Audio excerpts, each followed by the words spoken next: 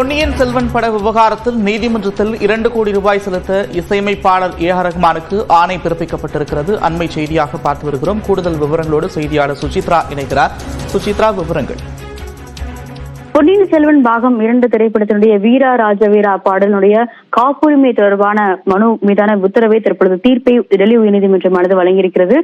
இந்த வீரா ராஜவீரா பாடல் என்பது தன்னுடைய தந்தை மற்றும் உறவினர் இசையமைத்த சிவாஸ்துதி பாடலினுடைய காப்பியாக இருப்பதாக கூறி கர்நாடக இசைப்பாடகர் ஃபயாஸ் வசீபுதீன் தாகர் என்பவர் இந்த மனுவை தாக்கல் செய்தார். அதன் மீதான உத்தரவுகளை தற்பொழுது டெல்லி உயர்நீதிமன்றமானது பிறப்பித்திருக்கிறது. மிகவும் இந்த பாடல் என்பது அதனால் இன்ஸ்பயர் செய்யப்பட்டது மட்டுமல்லாமல் அந்த பாடலை, அதாவது சிவாஸ்துதி பாடலை போலவே உள்ளது. எனவே ஏ.ஆர். ரஹ்மான் உள்ளிட்ட படக்குழுவினர் தரப்பு என்பது இந்த 2 கோடி ரூபாயை டெல்லி உயர்நீதிமன்றத்தில் செலுத்த வேண்டும் என்ற ஒரு உத்தரவை தற்பொழுது நீதிமன்றமானது தீர்ப்பாக வழங்கியிருக்கிறது.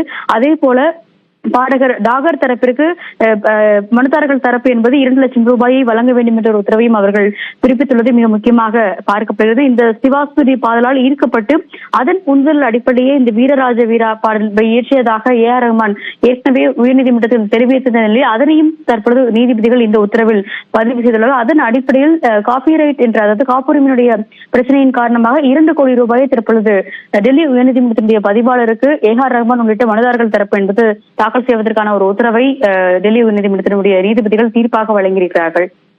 நன்றி சுசித்ரா, விவரங்களுக்கு.